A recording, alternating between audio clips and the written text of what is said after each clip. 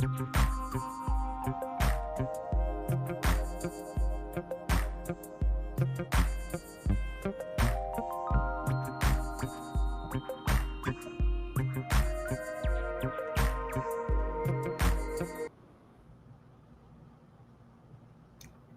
everyone. Thank you for joining CyberConnect today.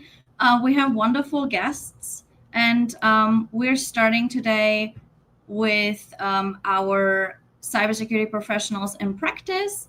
And I'm going to ask the guests to introduce themselves. To begin with, could you please introduce yourself, your current position, describe your primary responsibilities in that role? So I guess I'm the first. Yes. Okay. Yeah. Thank you, Francisca, for having me. My name is Gaurav Singh. I work for Under Armour as a senior cybersecurity manager. I would say, if you ask me to introduce, so I'm a book author right now. I would say I wrote a recent book, as you can see in my background cover as well. It's called Cybersecurity for SAP. So I don't know, for audience, if you know SAP, it's a enterprise resource planning system, like a companies, they run their finance, their supply chain, other business operations on the ERP, and SAP is the market leader. So I'm responsible for protecting the ERP and SAP ecosystem for Under Armour. Been in the industry for almost 20 plus years. So that's me. I will pass on to Peter. Thanks, Gaurav. Thanks, Francisca and Philippa. Appreciate being invited to come back. So I'm Peter Schawacker. I'm the CEO and co-founder of Nearshore Cyber. We're a cybersecurity services company based out of Oaxaca, Mexico. We're also dual headquartered in a place called Dallas. Our job is to connect talent in emerging markets like Mexico, Philippines, Greece, Turkey, South Africa, places like that, with clients in the United States. Good enough. Thanks, Peter. I don't think I can beat you. I mean, that was just stellar, man.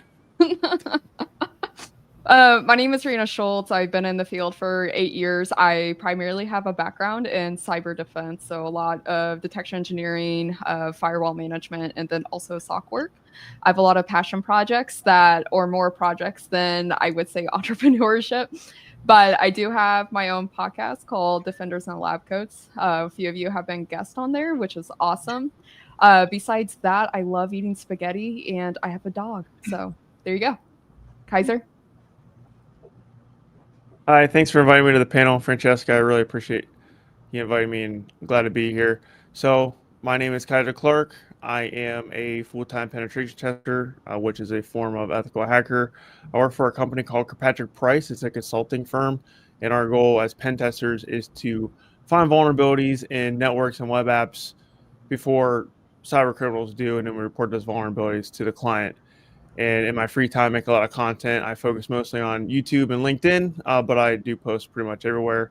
And I was one of the guests on the Defenders Lab Coats that Reanna hosts, so that was a really fun time. So, yeah, I'm on cyberspace everywhere, so I'm always willing to connect with people. I love that. Welcome, everybody. I'm Philippa Burgess, and obviously here my host, Francesca Sala. So my next question is, if you could reimagine how people break into cybersecurity today, what would you do differently to make the journey more accessible? Gaurav, start with you here on this one.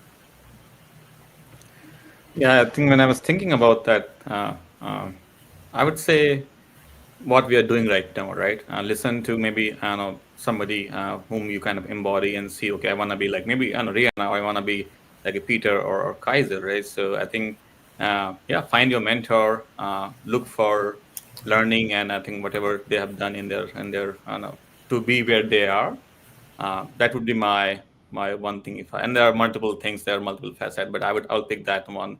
Find a mentor, find somebody whom you'll be you want to be like him or her, and I think learn from her or him, and I think go on the journey. This is not one day thing, so it's a continuous learning and evolution even for us. Like we are learning every day, right? So it never stops. So that would be my take.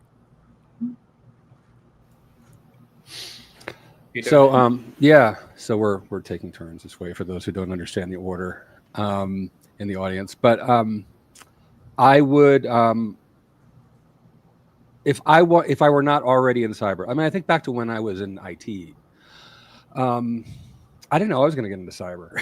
I had no plan to get into cybersecurity, and I think that was the right approach. Like, I kept an open mind, and I focused on doing the job that I had as well as I could.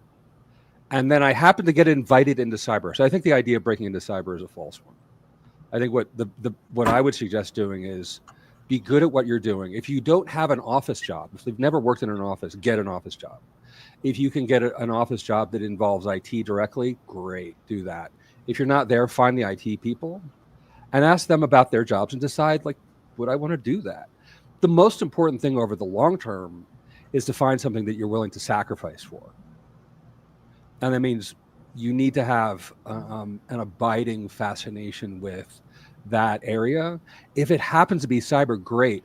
The other thing I would suggest is recognize that cybersecurity shows up everywhere. Everywhere. If you're doing cloud engineering, you're doing security. If you are doing networking, you're doing security. If you're doing systems administration, you're doing security. If you're doing web application development, your security is involved wherever you look. And so it may not be a matter of like, how do I break into security, but how do I apply security to what I'm already doing?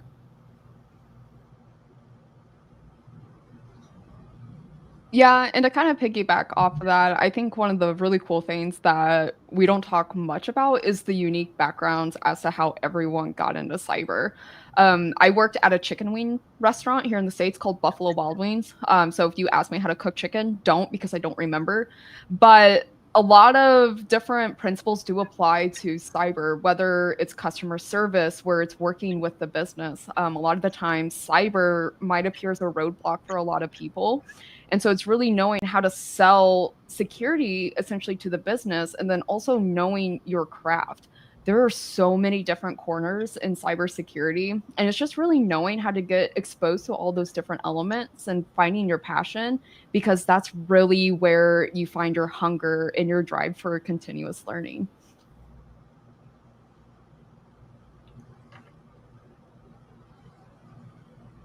Kyser? I think when it comes to breaking into cyber, a lot of people think there's like one path or like maybe a couple of set paths, but the reality is there's infinite paths into the field, and everyone comes from different backgrounds. So for me, I broke into cyber by joining the United States Air Force into cyber defense operations. I did that for 6 years, got out of the military, became a pen tester, and that was the way I did it. And that's just a way. And as Reanna pointed out, like she came from the Buffalo Wild Wings, and you don't have to be super tech savvy, and you don't have to like get started at a young age. You can literally start right now and start working your way. It is difficult to break into cybersecurity right now for various reasons, and I think for me, coming out of the military, and one of the reasons why I actually decided to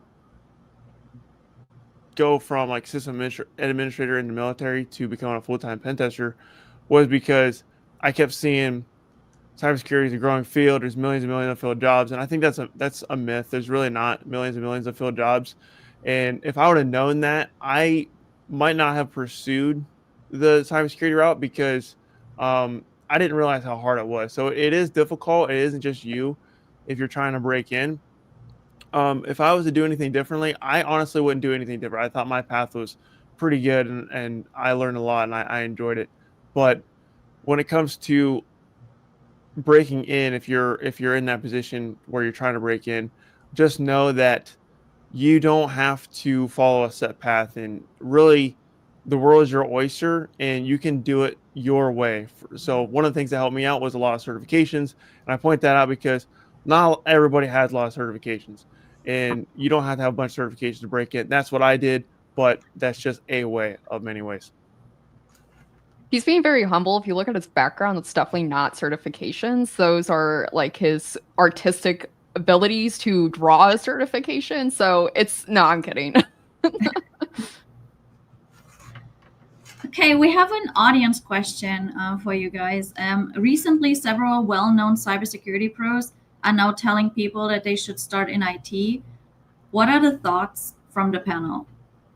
Very tough, even for that. Maybe Peter, you want to take that one, or everybody is answering it? I feel like you should go first. You've been going first. We don't want to steal your Oh, spotlight.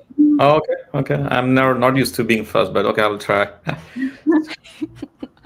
I think as Peter was saying, right? Cyber is everywhere, right? And when you see cyber, you're protecting a IT or a system, right? Or network, or so. I think that IT, starting from IT, because I don't know, the more you understand the system or the business you're protecting, it makes you a better cybersecurity professional, right? You can just learn cyber, but if you don't understand what system and whatever you're protecting, I think it's always hard. So I was I know when I started, I was a system admin too, so I understand my system. I think it helps me to be a better cybersecurity professional. So yeah, if given a chance, I would say yeah, I will pick that one too. Like you understand the system, the IT, the different layers of like networking and hardware. Cloud is a new thing, and I'm not even going to AI, but I think that's a good advice. Like you understand what you're gonna protect. So I would agree with that response, but I will let Peter add and others add on as well. Everything's technical. Everything.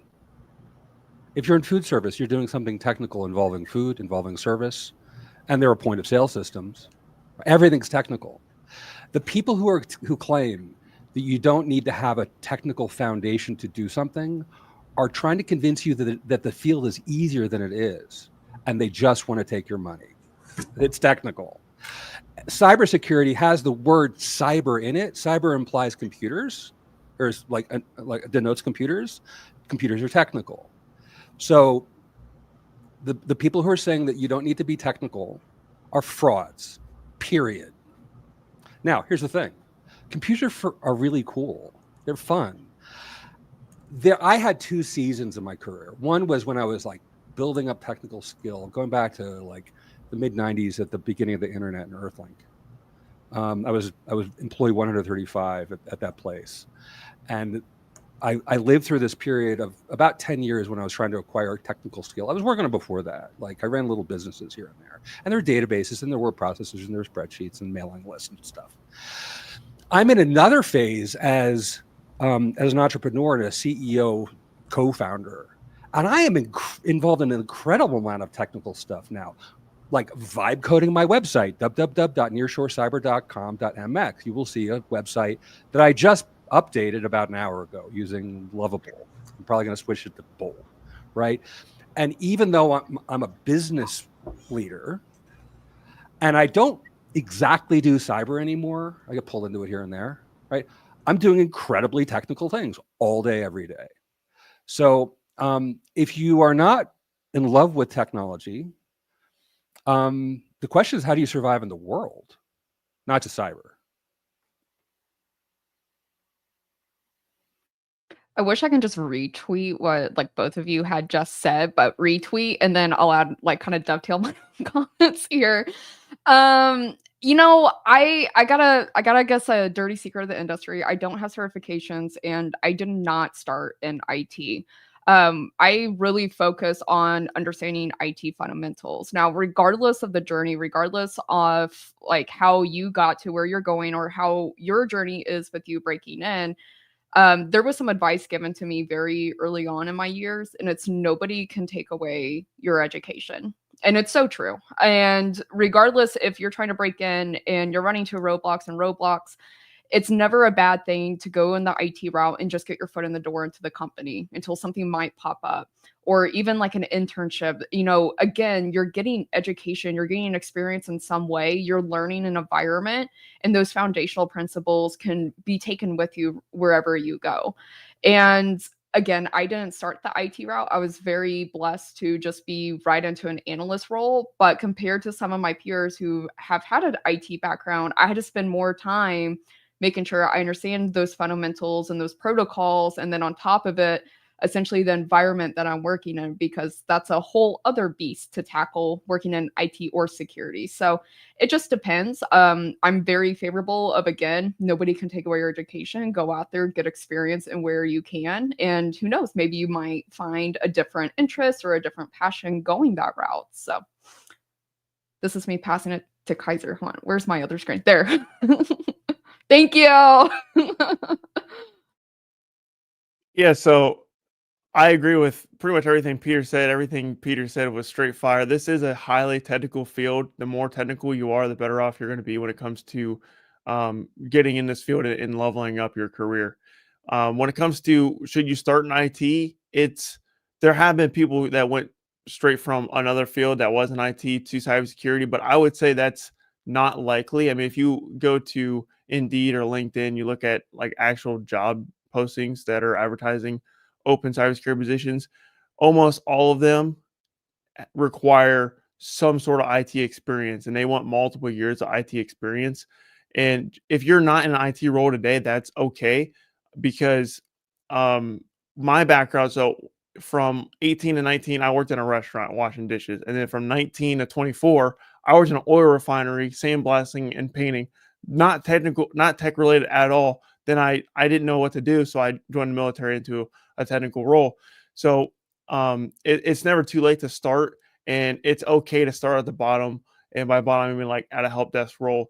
And for me, when I went from my oil refinery job into the military, I took a significant paid cut, and that was totally worth it. And it was hard to be lower enlisted like that with adult bills, but I would do it 10 out of 10 times again. So don't be afraid to if you're in an established career already, and to take a pay cut, to take one of those entry-level cyber IT roles. It will totally change your life. And if you're really passionate about this field and you really want to break in, so think about the long term, don't think about the short term. And the working in IT does help a lot. Like I said, employers are definitely looking for that experience. And just to give you a little bit of perspective, even with 6 years of cyber defense operation experience in the United States Air Force, I'm working with some of the most secure, complex systems in the world, very technical, day in and day out. And as I was transitioning out of the military to become a full-time pen tester, I had 12 certs and I had a college degree as well in cybersecurity. And I still got rejected like over 100 times. So it would have been much harder. I would have got rejected way more if I didn't have the background that I had. So I would say get your foot in the door as early as you possibly can, even if it means taking a pay cut and getting one of those entry-level roles.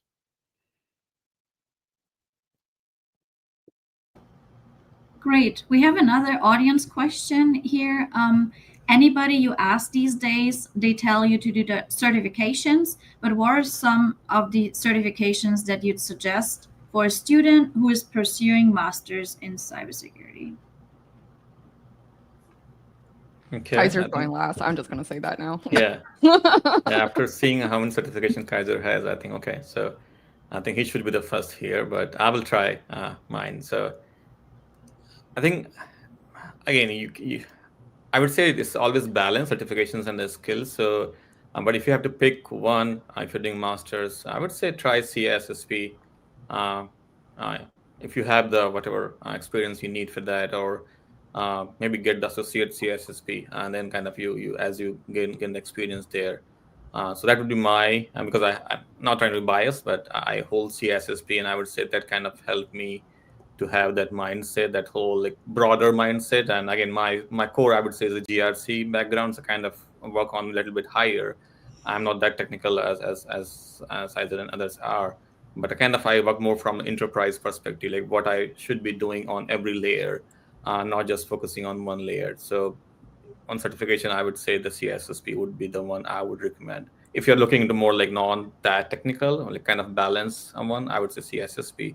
But there are other technical ones, like ethical hacker and pen testing and other ones too. Yeah, I think that's like not my forte. I have only two. I had cloud certification as well in AWS, but I would say CISSP would be the one pick for me. Peter. Thank you. I love the CISP materials. I do not love the exam anymore. I did it back in 2002, studied my ass off for it for like 9 months. And I overstudied like mad. And I know because I was the first person in the room to finish, and there were 50 people who were smarter than me. I knew a lot of them. And I was like, what's going on? Why am I finished? I'm like, is it the paper, right? And it turned out that I actually did it the right way. I studied to learn the material. Partly because I was afraid I was going to not pass the exam because it cost real money. but also because I didn't want to be embarrassed by having screwed it up and having to say, oh, I blew it. Now, here's the thing. My advice, the cert you study for should pertain to the work you're doing right now. These things are expensive. They used to cost like $99. I had a wall like Kyser did. It was like filled with $99 certs from CompTIA and like Linux Professional Institute and blah, blah, blah, right? The commitment was less. But the other thing was like, I was getting certs about things like Solaris because I was working with Sun Solaris. I was working with networking. So I got Network Plus and Server Plus. So the certification that I would suggest, certification that you work on should be the one that you're already working on today or the one that you know is next. So the next one for me came in when I was part of a Unix security group at Citi in 1998, 99. A lot of networking, a lot of firewalls, stuff like that. Most of what I learned from my peers and from doing the work and from books. Now, I knew that I was going to have to do something about Windows. Like I knew that was coming. So I added Windows to my lab and I started working through some of the Microsoft stuff because I felt like I'm going to need to know this and the certification will tell me if I know it. I had no intention of using it to get a job. And here's the thing about certs. Two things. One, how much does it cost to get, like, forget about the CISSP for a minute, because you need 5 years, I think, to get that if you don't have a degree. Or no, if you have a degree, 7 if you don't. That was the last time I checked. So that's beyond most of the people who are just trying to get into this stuff. But like, what does a Security Plus cert cost these days? $500? The material's another $500 at least. How much hardware can you buy for your lab for $1,000? How much license can you get in the various LLMs or vibe coding platforms or cloud for $1,000? So how you allocate your money matters, and how you allocate your time matters. And so think of it as a business decision. That's what I would suggest. Yeah, again, I feel like I'm like airing out my confessionals of a cyber professional over here. Yeah, I don't have certs. I had to scrape and crawl my way through education. I actually was raised on a chicken farm, so I would sell eggs for money until I decided to go be a waitress. But again, I will go back saying this. Nobody can take away your education. Now, when I was trying to break into cyber, I had the advice of you can have all of the certifications. Certifications might get you the interview. Certifications might not get you the job. And there is some truth with that. And I know right now it's really hard in the field for people to break in. And it's also the opposite effect where people don't know how to hire, essentially. You have these HR recruiters making job descriptions, probably through ChatGPT or whatever OpenAI tool they use. Or my favorite one is when they copy and paste existing job descriptions, change it to cater their business mission, vision, and values, but they really don't know what they're hiring or really how to build a team. And personally, I know it's frustrating for a lot of people out there. You don't want to work for an employer that doesn't know how to build a team, let alone know how to invest in you. And the right leader, the right mentor can definitely help guide you with that. Now, again, if you're going through and you're wanting to go through certifications just to have the learning aspect, I really recommend, especially if you're a college student right now, looking at those college student discounts, because a lot of the times they are 50 to 70% off, especially around the holidays. You can get Black Friday deals and everything else. So really look for those certifications. Sometimes the certification company that you're going through might sponsor you and let you go through it for free if you write an article about your experience and if you recommend the cert or not. So that is also an option, an avenue for people to go through. For those who are debating on getting certs, it might be expensive. That's why I don't have certs right now. Again, I have been here for 8 years and I think I survived. I think I'm doing okay. I don't know. Nobody said anything different. So my bills are paid. That's what matters.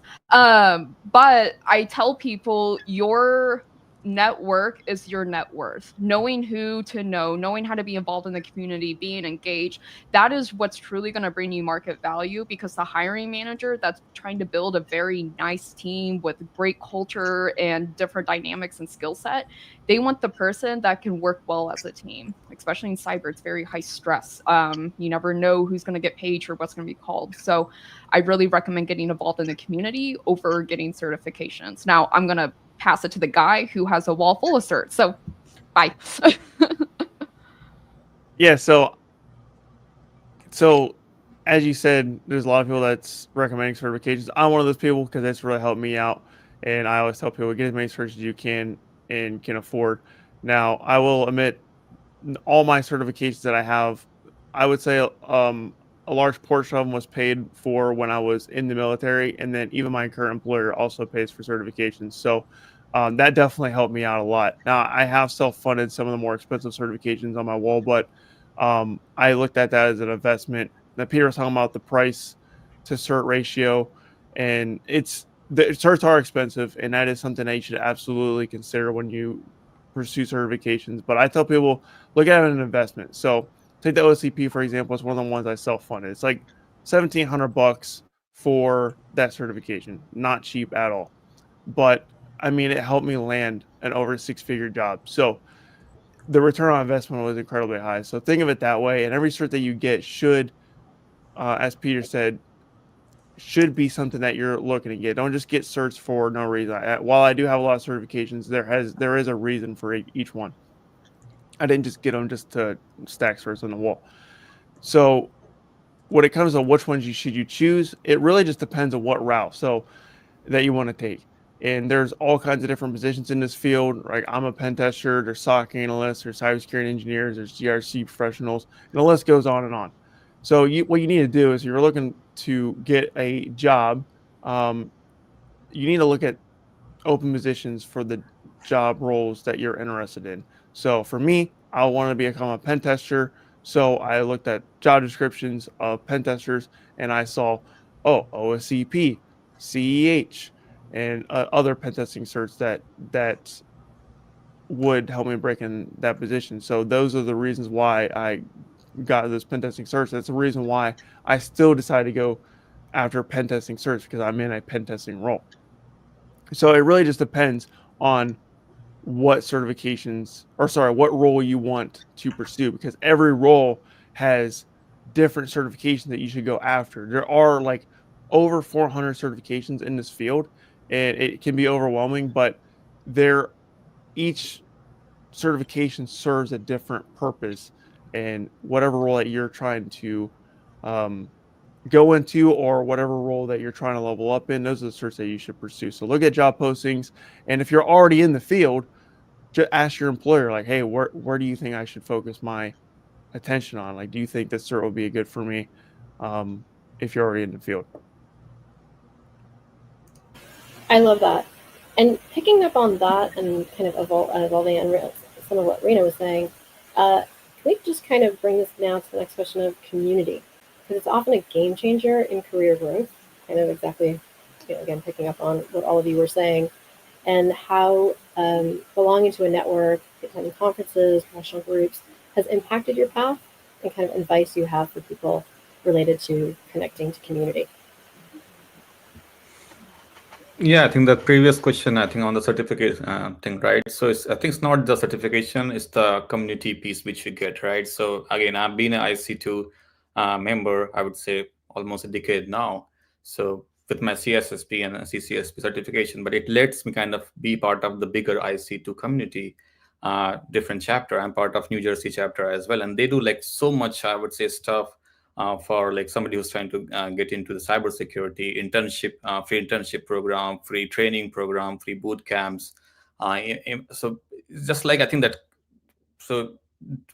going back to the previous question, like the certification thing is not the key, it's the key what you get from that. So if you're going into IC2 or ISACA or any other kind of community, or even for NICE, we are part of a NICE ambassador program, which I know, Francisca, you are there. So that community kind of helps you to connect to folks like here, Peter, Reanna, Kyser, and beyond, right? And that's what you need. I think, at least to me personally, I feel like when I became part of IC2, it just expanded. It just exploded for me. Not just the learning part, not just the certification part. It's just like I get to meet other people. I get to learn from others. The conferences they are doing it, the webinars they are doing it. It's just the continuous learning, because cyber is a field where you have to make sure you are learning every day.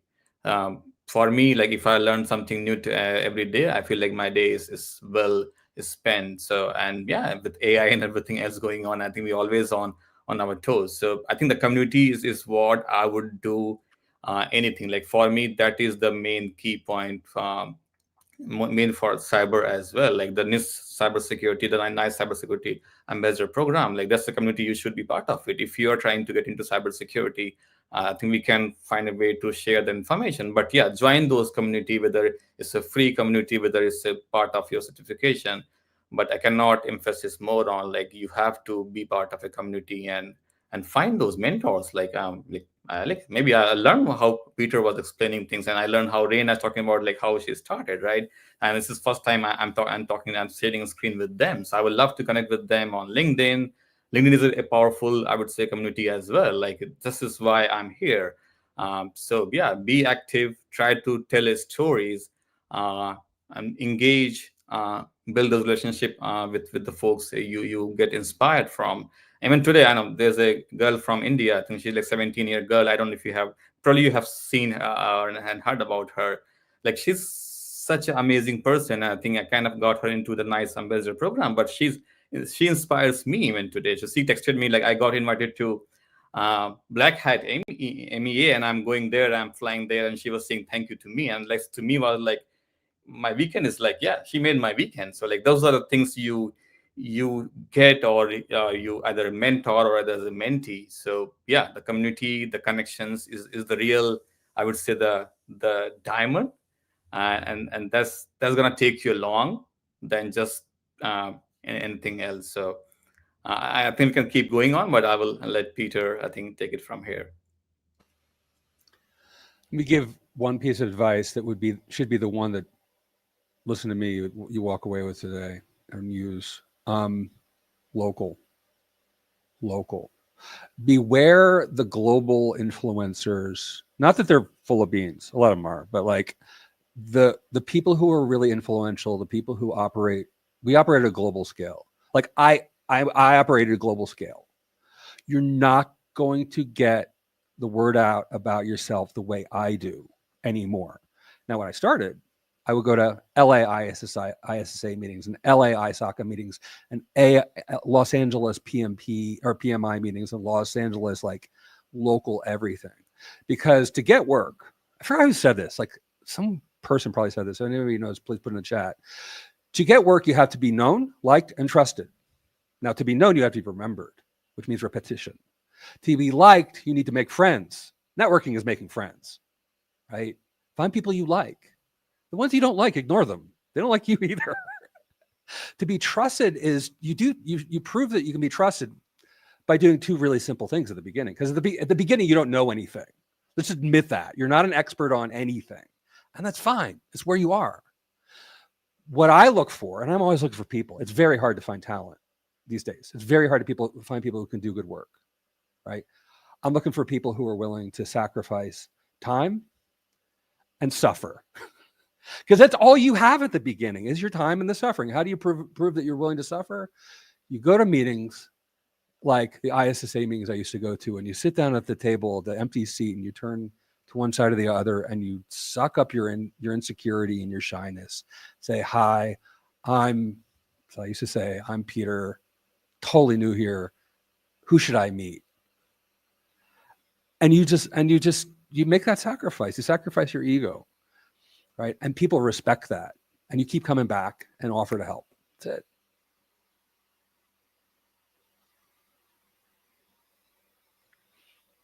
I think I'm going to start with the worst advice I've ever had, and that was to not talk to the strangers on the internet.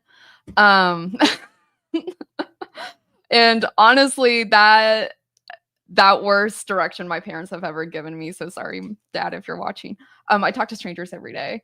And that's essentially how I started really getting involved in the community, is essentially being vulnerable and taking risk as well. Nobody likes to fail, nobody likes to be rejected, nobody likes to be shut down. And that's just human. If you do like that, let me know. I want to know why you do, for medical research. But other than that, it's okay. It's okay to reach out. There's been a few times where I've reached out early on in my career to someone, in my eyes, I thought was extremely successful. They're high in leadership. They're good going up the corporate chain, and I just wanted to hear what they had to say. And I shot them a LinkedIn message, and I said, "How did you get where you are?" Smiley face, because I didn't want to seem too weird. And the response I got was actually very genuine. They talked about the struggles, they talked about their lessons learned from their journey. And that is probably one of the most amazing things about this field, is how collaborative and open everyone is. Everyone wants to share information. Everyone wants to share a piece of mentorship or a nugget that they received at some point in their journey to someone else. And that's really what the cyber community is about, collaboration. And to be really connected with the community, you have to be engaged, whether that's through LinkedIn, whether that's joining Discord platforms, being involved in your local B-Sites group, or just seeing how you can help someone else. And there got to a point in my journey, I started seeing people make YouTube videos. I started seeing people get on podcasts, doing virtual panels. And I kept thinking to myself, oh my gosh, these people are awesome. Like they're getting out there. They seem so put together. Sometimes we're not, but they seem so put together. And how can I do that? And so that's where, you start submitting call for papers. That's where you start submitting a call for volunteer, just to be involved and meet these connections and hopefully get the mentorship and guidance on just how to get involved out there. Now, some people are crazy like Kyser, who just do it. Everyone's a little bit different on their journey. But again, the point of it is to see how you can aspire and mentor and really just grow your network. Because again, I don't think I've met maybe one terrible person in this field, but that's okay. But out of the hundreds of connections I have, that's a pretty good odd in my opinion. So Yeah, that's a great point right there. I always tell people, like, the community's very wholesome, and there's really, in my opinion, there's not a lot of negativity. It does exist, but the community is very wholesome, and um, we like to welcome newcomers with open arms. And if you need to, for community, you got to get out of your comfort zone. Like, most of us in this field are natural introverts, but if you continuously put yourself in uncomfortable situations and put yourself out there, good things are going to come. And if you don't do it, then no one's going to know you exist. So you have to put yourself out there to stand out if you're trying to break in the field. But community, for me, it was the content that I was creating. And the reason why I'm highlighting the content I was creating is because when I was in the Air Force for 6 years, I was stationed overseas my entire career. So I did 2 years in South Korea, and I did 4 years in Alaska. And I was very isolated. I wasn't going to conferences. I couldn't afford the travel because those are very long flights. And so I just made as much content as I possibly could. And anytime I got a certification, I would write up about it, and I would help people who are also trying to pursue that certification. And I did a bunch of hack the box machines, and just making as many posts on LinkedIn, on YouTube as I possibly could. That helped me land my current position. So the way I landed my current position was get out of the military. Someone reached out to me. I put on my open to work banner, say, hey, get out of the military. I'm looking for a position. And someone reached out to me, and they're basically saying, hey, I'm not a manager. I'm not a hiring person on my company, but and I don't even know if we're hiring, but I like the work that you do, and I can see that you're really passionate and you're putting a lot of effort into this. And if you want me, I can send my manager your resume. Send him my resume. Didn't think much of it. A couple of days later, I got a call, and then a week after that, I was working full time, and I didn't even apply for that job. All I did was send someone a resume, and that would not have been possible if I didn't constantly post on LinkedIn, if I wasn't making my YouTube videos. And one thing that stuck out was just doing hack the box machines week after week after week after week, extremely technical stuff. And anytime I got a certification, I would write about it and help people out, because when it comes to like content creation and just putting out your work, the best person you are equipped to serve is the person you used to be. And that I still take that mentality today. So with my content. Now going into in-person meetings, this is actually new for me. I actually went to my first DEF CON just recently. What was it, like a couple weekends ago now? And that's where I met Francesca. We never knew each other before DEF CON, and here I am on a panel just because me and Francesca, we was walking by each other and we just stopped to talk to each other. And it's literally, in my opinion, like that easy to make friends and connect with people. You just gotta be willing to talk to strangers online, like Reanna said, and in person. And you never know what's gonna happen. So yes, and I'm doubling down on the in-person events now, because the in-person events are huge, but if you can't afford them or you can't travel to them, then you can absolutely break in the field and level up your career, make an impact from online. But eventually you do want to make those in-person events, because those connections are a lot stronger than the ones over the internet. Thank you. We have another question, and that is for the panelists, what are your favorite preferred learning platforms to gain hand-on skills? I hate being first, but I will try. I think Kyser is the best person here to talk about it. But yeah, I think you guys just try Hack Me, Hack the Box, and those platforms. I would be honest, I do more like when I'm walking, listening to some video. I think using your time. But yeah, for hands-on, you have to be on your laptop and a screen, right? So I think use all this. Try Hack Me or Hack the Box platforms and other platforms you guys have. If you can build one, I would say the lab. I would say that is better.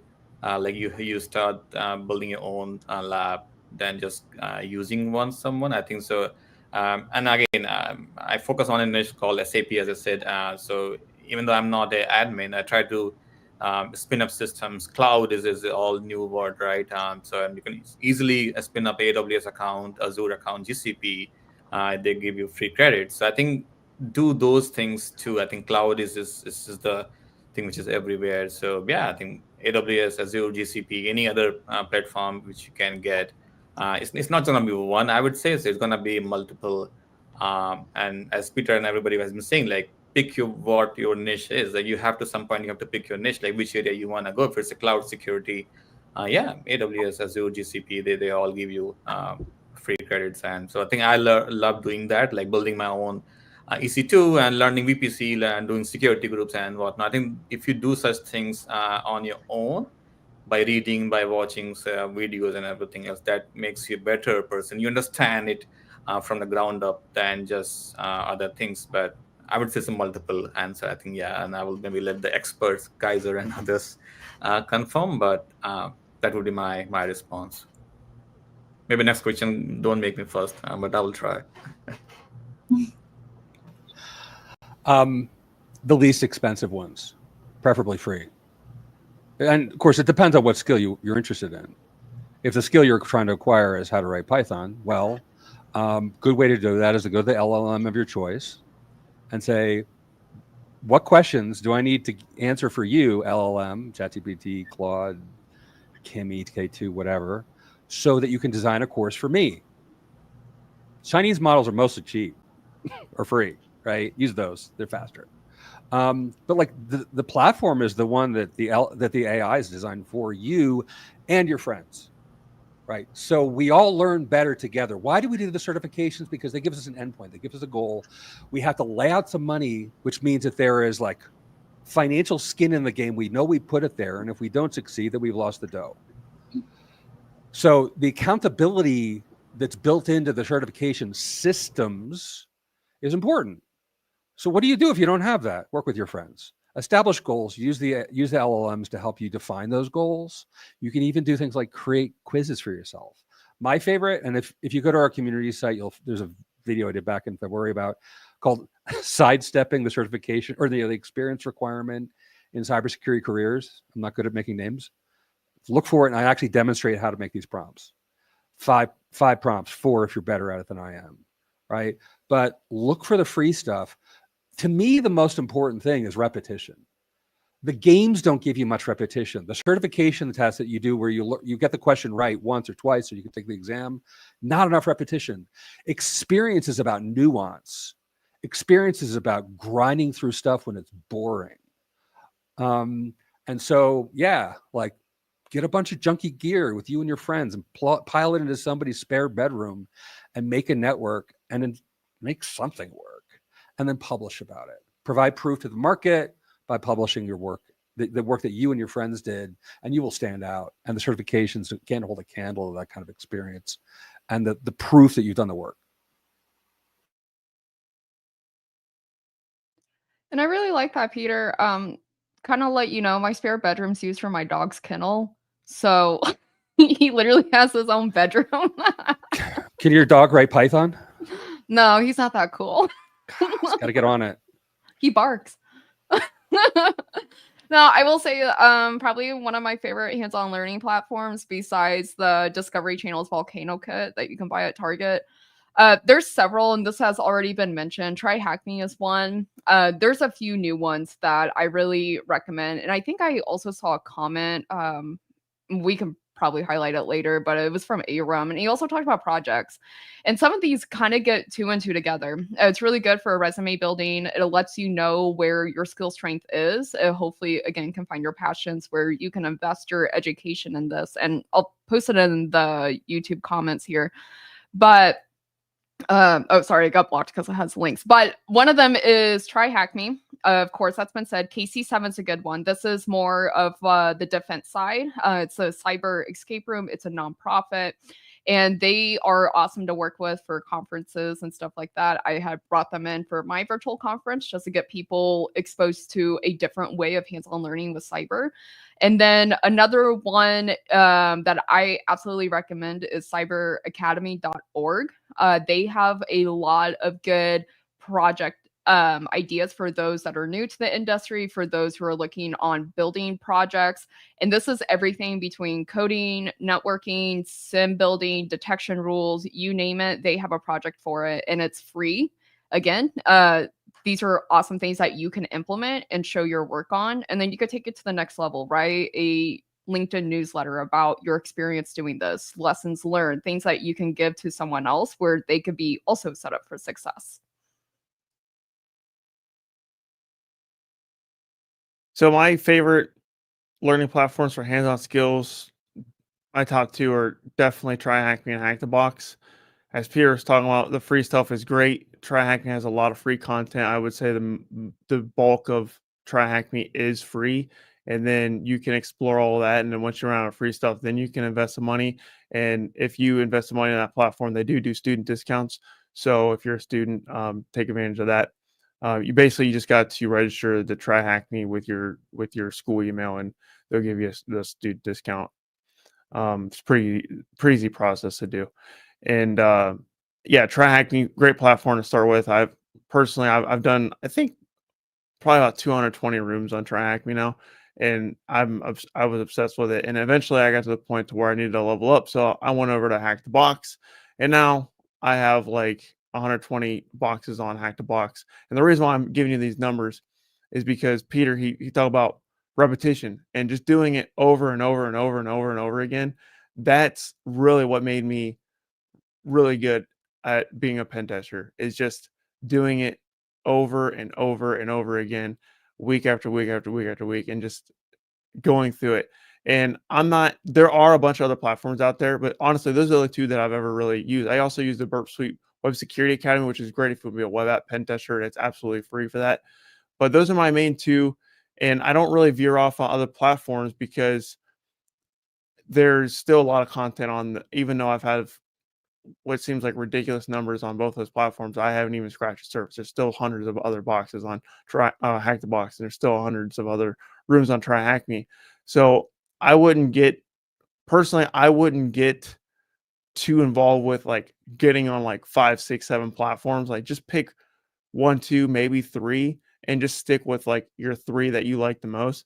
it's okay to experiment, but once you find out what you like, just like triple down on the things you like and just repetition over and over. It's going to get boring, but that's where the real skills come into play, is when you do it anyways, when it's not fun and when it's not exciting. Repetition is king. Yeah. Let me add one thing. When you're looking for work, do not count on your level and try Hack Me or Hack the Box or any of them to get you work. Hiring managers don't care. They do not care about your score and try Hack Me. You have to find other ways to distinguish yourself. And most of that happens through like showing up and being willing to work. Well, I agree with that. Yeah, your score and your rank doesn't matter. For me, I think like if you put like how many rooms or like how many boxes you've done, that shows that you've done a lot. And I think employers like to see that. But yeah, they absolutely don't care about your rank or your score. Which leads us into another question from the audience here that says, what are some projects that would look great on a resume or talk about during interviews for cybersecurity? And I'm going to expand it slightly just because I fold it in with another question of getting internships, which I know is different for people who are students versus not a student. So it's just kind of, yeah, what are those things that interviewers will look for, whether it's past internships or projects or certs? And this time we'll start with Peter. Because Gaurav, I'm letting you off the hook. Yeah. Be early. Be on camera. Dress professionally according to whatever the standards of who you're talking are. I mean, like, look, like I wear the same like button-down shirt every day when I'm on camera. I pay attention to what's behind me. That little thing there, that's actually for my daughter. It's there for effect, right? It's about my identity as a dad. There's a prize from like when I work for 𝐏𝐚𝐬𝐬𝐿. Wait, like, this is a real background? I thought this was like green screened. Oh no, I don't do green. Well, and that's a good point. I never do green screens. I've never done a fake background because people want to feel like you're willing to be exposed for who you are and what you are and how you are. People are looking for people who are honest. Most people will lie all the time because they're afraid that the person on the other end is going to say, no, I won't give you the job. It is very hard to find people who have the courage to be honest about who they are. And, you know, like now down below the level of the camera, there's like stuff that I still haven't unpacked from when I moved 4 months ago, like cables and stuff. Right. So I it's was a little about to bit give you staged. credit. I was like, man, you need to send this to Microsoft for their photo like stock backgrounds. I still love the Windows 95 like grass, but so that's one thing. But you're going to have to. What I think is most important is ask questions. Be curious. Like when you don't know anything, all you can bring is curiosity, and talk about working hard. The skill that is in shortest supply in the United States these days is the ability to work. Most people don't know how to work, which sounds like a weird statement, but it's true. Like most people just expect that I do this, I get grades, I get other grades, I show, I do the LinkedIn thing, I do the profile, I do a bunch of games, I get some certs, and I'm going to, like a job is going to come out, kind of like it's coin operated. It's not. And you have to be able to show what effort looks like and to be honest. And to be honest is hard. It's the hardest thing in the world. Be you.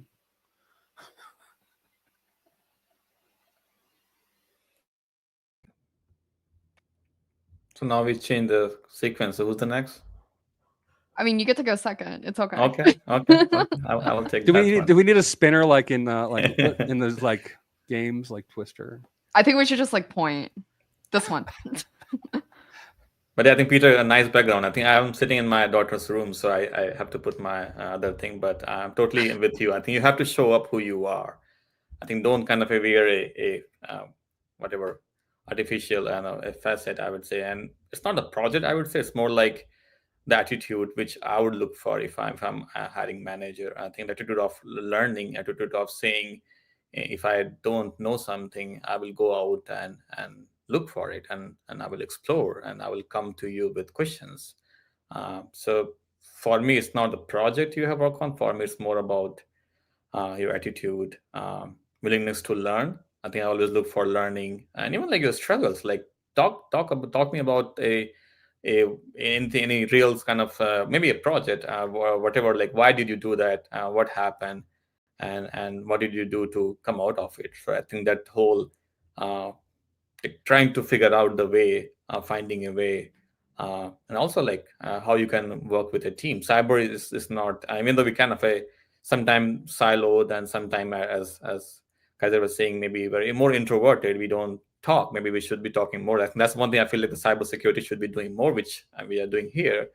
I guess trying to tell your story, trying to be able to work with the team. So I will look for those qualities on your resume, and things you mentioned, like how did you work in a difficult situation, or how did you conquer something which you're not comfortable with, versus just a project. I'm not probably, I would be interested more on knowing you than a project you have worked on.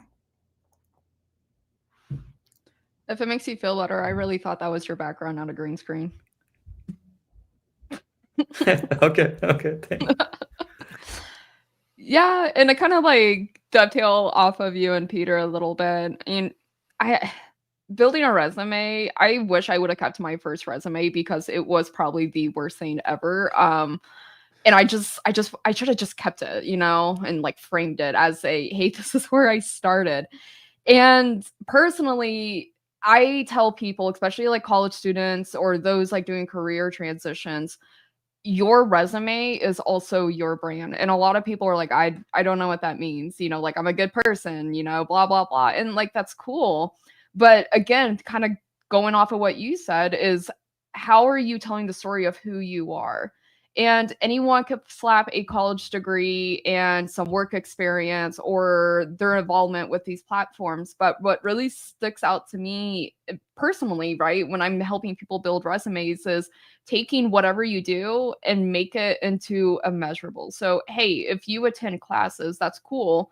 Were you also doing tutoring in between classes? Were you helping teach students? Were you also a teaching assistant? How many outside of course work hours were you doing to also improve yourself?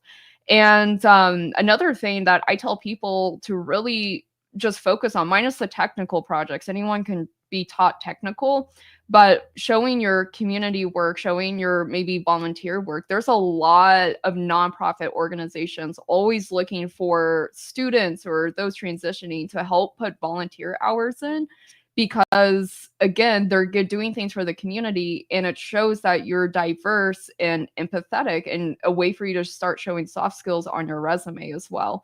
And of course, if you want to throw technical things, that's awesome. I tell people to link their GitHub or make a newsletter, link that as well. So you're showing that you can document code first off. And then the second part is you can write documentation. So maybe that is your newsletter or something as well. So we're on time, so I want to try to be brief here. But for me, in my opinion, I really doubled down on the hack the box CTFs in TryHackMe. I definitely, when I was coming out of the military and going to the field, I put the bullet points like I did this many TryHackers, I did this many hack the box machines. Also, I put in that I did a network automation lab, and I also put in on my resume my 100 days of code, and I felt like that was really good because my 100 days of code, I literally coded Python for 100 days. And every single line of code that I wrote, you can find on my GitHub, you can find on my website. And that's undeniable proof that I went through all the coding. And then another thing is I put a little bullet point on my content creation. And I keep talking about content creation because it's helped my career out so much. But when I make a video on how to hack the box machine, it's undeniable proof that I know how to use Nmap. I know how to use a certain amount of tools to break into that machine, and it's recorded. You can't deny it. You can't. There's no. It's undisputable proof that I know what I'm doing when it comes to these technical skills.